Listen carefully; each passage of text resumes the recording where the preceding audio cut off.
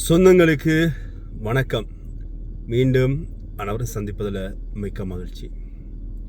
இன்று அதாவது ராத்திரியிலிருந்து இதுவரைக்கும் இந்த சமூக ஊடகத்தில் பரபரப்பாக பேசப்படுகின்ற விஷயம், வடபகுதியில் சாவச்சேரி பகுதியை சேர்ந்த மேல வித்வான் ஒருவருடைய மரணம் சம்பந்தமாக சமூக ஊடகங்களில் அவ்வளவுக்கு செய்திகள் பரவி கொண்டிருக்கின்றன. இது சம்பந்தமாக தான் இந்த வீடியோவில் பார்க்க போகிறோம்.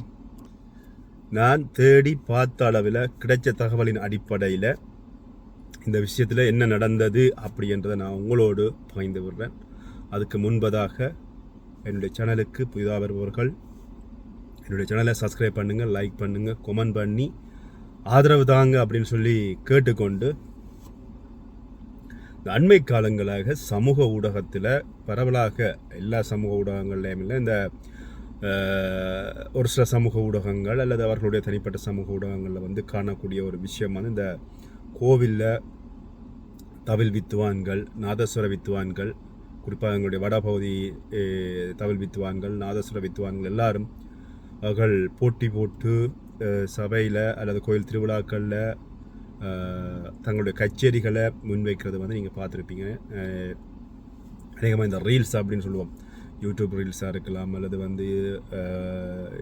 இன்ஸ்டாகிராமாக இருக்கலாம், அல்லது டிக்டாக்காக இருக்கலாம். எங்கேயுமே பார்த்தீங்கன்னா ரீல்ஸில் அவையர்களுடைய அந்த ரீல்ஸ் தான் கூடுதலாக இருக்கும்.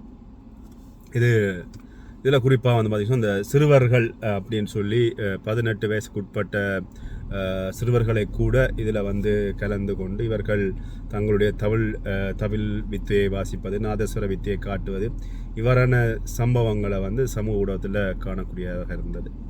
இப்படி இருக்கின்ற பொழுது இந்த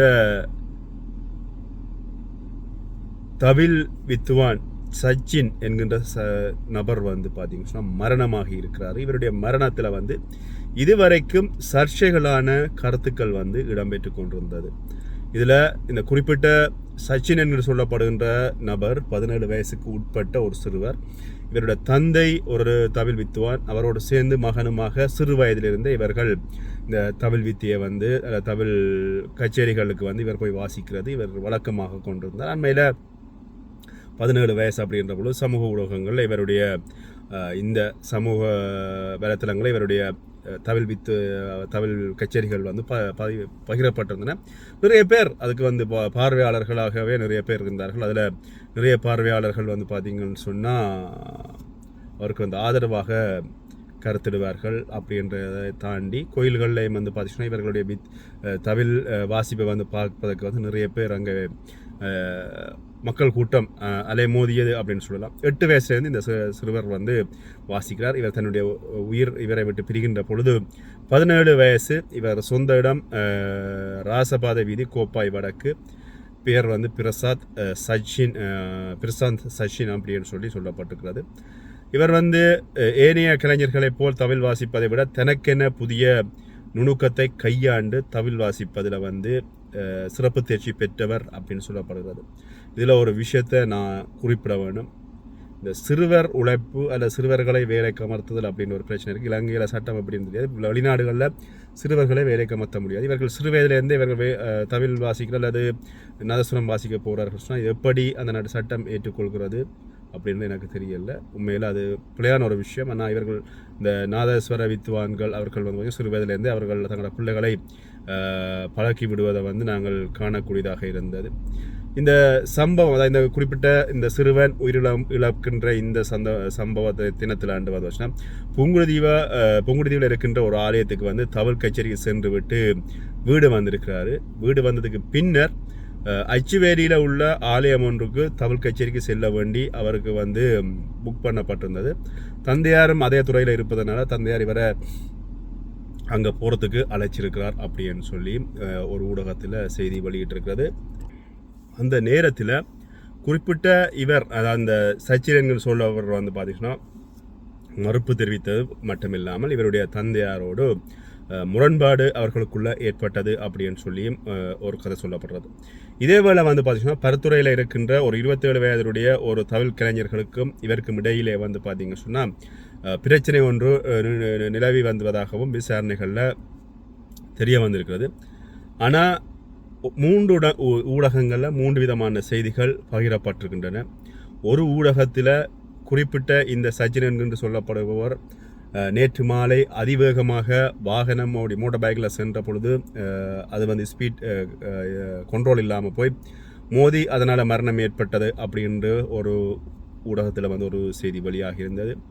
இன்னொரு ஊடகம் ஒன்றில் வந்து வெளியாகி இருந்தது என்னன்னு சொன்னால், இவர் வந்து தந்தையோடு ஏற்பட்ட முரண்பாடு காரணமாக தன்னுடைய உயிரை மாய்த்து கொண்டார் அப்படின்னு சொல்லி இருக்கலாம் அப்படின்னு சொல்லியும் இன்னொரு தகவல் வந்தது. அதுக்கப்புறமாக இப்போ மாலையில் கிடைக்கப்பெற்ற தகவலின் அடிப்படையில் இவர் வந்து தன்னுடைய உயிரை தான் மாய்த்து கொண்டார் அப்படின்னு சொல்லியும் ஒரு தகவல் வெளியாகி இருக்கிறது. ஆனால் அவருடைய இழப்பு அப்படின்றது இப்போ வந்து அந்த அவருடைய ரசிகர்கள், அவருடைய குடும்பம், அவருடைய ஆதரவாளர்கள் அப்படின்னு சொல்லி எல்லாருக்குமே அது பெரிய ஒரு இழப்பாக இருந்தாலும் ஒரு உயிர் வந்து பறி போய்விட்டது. இதற்கான காரணங்களை நாங்கள் அடிக்கொண்டே போகலாம். இதில் சரி, தந்தையோட முரண்பாடு ஏற்பட்டிருந்தாலும் ஒரு குறிப்பிட்ட 17 வயசு அப்படின்ற போது அவருடைய வயசில் இருக்கிற சிறுவர்கள் விளையாடுவார்கள், வெளியில் போவார்கள், என்ஜாய் பண்ணுவார்கள். இப்படி இருக்கின்ற பொழுது இந்த உழைக்கணும் அப்படின்னு சொல்லி தங்களையும் மறுத்து தங்களுடைய பிள்ளைகளையும் மறுத்தின இப்படிப்பட்ட சம்பவங்களில் அவரால் இயலாத பட்சத்தில் வந்து அதை ஏதாவது செஞ்சு தந்தை அதை கடந்து போயிருக்கலாம். காலையில் போய் வாசிச்சுட்டு மாலையில் அடுத்த கோயிலுக்கு போய் வாசிக்கிறது அப்படின்றது அவர்களுடைய தொழிலை பொறுத்தவரை கஷ்டமான வேலை. ஆனால் இந்த நேரத்தில் இப்போ இருக்கின்ற இந்த காலத்தில் தான் வந்து பார்த்தீங்கன்னா 2 கோயிலோ 3 கோயிலோ 4 கோயிலோ ஓடி வாசித்து உழைக்கலாமேன்னு சொன்னால் இது ஒரு சீசன் வியாபாரம். கோயிலில் திருவிழா வருகின்ற நேரம் தான் இவர்களுக்கு தொழில், அல்லது ஒரு திருமண காலங்களில் தான் இவர்களுக்கு தொழில். மற்ற நேரங்களில் வந்து தொழிலெலாம் ஃப்ரீயாக இருப்பார்கள். ஆனால் இந்த நேரத்தில் அவருடைய உடல்நிலை, உடல் உபாதை என்ன காரணம் அப்படின்னு சொல்லி தெரியவில்லை. தந்தை கேட்கின்ற பொழுது மறுப்பு தெரிவிச்சிருக்கலாம். மறுப்பு தெரிவிக்கின்ற பொழுது தந்தை அதனை ஏற்றி சரி நிற்க புரியன்னு சொன்னால் இல்லைன்னு சொல்லிவிட்டு கடந்து போயிருக்கலாம். இவர்களுக்கு இடையில் வந்து தர்க்கம் வந்தது அப்படின்னு சொல்லி ஒரு தகவல் சொல்லப்படுகிறது. அதே மாதிரி இன்னொரு தகவல் சொல்கிறது, இவர் வந்து அளவுக்கு அதிகமான வேகத்தில் வந்து வண்டியை ஓடினார், அதனால தான் விபத்து ஏற்பட்டது. விபத்து ஏற்பட்டதன் பொழுது இவருடைய உயிர் போய்விட்டது அப்படின்னு சொல்லியும் சொல்லப்படுறது. விதியின் கொடூரமான விளையாட்டு. நேற்று 24ஆம் தேதி இரவு கண்டி வீதி மிரிசுவல் பகுதியில் இடம்பெற்ற எதிர்பாராத கொடூர மோட்டார் சைக்கிள் விபத்தில் இவர் சிக்கினார் அப்படின்றது அந்த தகவல். கட்டுப்பாட்டை இழந்த மோட்டார் சைக்கிள் வீதியோர பலகையுடன் மோதியதுடன் பலத்த காயமடைந்து சாவகச்சேரி வைத்தியசாலைக்கு கொண்டு செல்லப்பட்டு அதுக்கப்புறமாக அங்கே மருத்துவ சிகிச்சைகள் அளித்த பொழுது அங்கே வந்து உயிரிழந்து விட்டதாக மருத்துவர்கள் தெரிவித்தார்கள் அப்படின்ற ஒரு செய்தி ஒரு ஊடகத்தில் வெளியாக இருக்கிறது. இந்த செய்தி உண்மையான செய்தியாக இல்லையா அப்படின்றது என்ன படி வேறு ஊடகங்கள் இந்த செய்திகள் சரியான முறையில் வரலை. நான் தேடி பார்த்தேன் முடிஞ்ச வரை, ஆனால் எந்த ஒரு செய்தியும் இதனால் வரவில்லை. உண்மையில் இதில் என்ன நடந்திருக்கிறது அப்படின்றது இப்போ ஒரு கேள்விக்குறி. இன்னமும் சரியான தகவல்கள் வெளியால் வராத படியால் இப்போ அவர் உயிரை மாய்த்தாரா அல்லது வந்து அவர் விபத்தின் காரணமாக உயிர் இழந்தாரா அப்படின்னு 2 கேள்விக்குறிகளோட இந்த விஷயம் இப்போ கடந்து போக போகிறது. ஏன்னு சொன்னால் சில நேரங்களில் சில விஷயங்களை பகிர்கின்ற பொழுது நாங்களும் சரியான விஷயங்களை இல்லாமல் பதிவது அப்படின்றது பிரச்சனை. ஆனால் நான் தேடி பார்த்த ஊடகங்களில் வந்து இந்த விஷயத்தை தான் பகிர்ந்திருக்கிறாங்க. அந்த 2 விஷயத்தையும், விபத்து ஒன்றும் மற்ற தந்தையோடு ஏற்பட்ட மரணம் ஒன்று சொல்லி. வேறு யாருக்காவது இது சம்பந்தமான முழு தகவல்கள் தெரியும் அப்படின்னு சொன்னால் கமெண்ட் பண்ணுங்கள். கீழே கமெண்ட்டில் சொல்லுங்கள் என்ன நடந்தது, உண்மையில் விபத்து தானா இல்லை தந்தையோடு ஏற்பட்ட மரணம் காரணமாக தான் இந்த உயிர் போயிருக்கிறதா அப்படின்னு சொல்லி. அதே மாதிரி இன்னொரு விஷயம், பிள்ளைகளை வந்து திணிக்காதீங்க. காசுன்னு ஓடுன்னு சொல்லி அவர்களை 7 மண்டா கூட்டிகிட்டு போங்க, இல்லையண்டா விட்டுருங்க. வெளிநாடுகளை பொறுத்தவரை நாங்கள் தமிழாக்களில் தெரியும் நிறைய பேருக்கு, ஒரு கடையில் 18 வயசு குறைஞ்ச பிள்ளையை கொண்டே விடையிலாது விட்டு கண்ட்ரோல் வந்துச்சுன்னு சொன்னால் இங்கே முதலாளி அவ்வளோ காசும் கட்டணும். அந்த தந்தையாக இருந்தாலும் சரி, யாராக இருந்தாலும் சரி.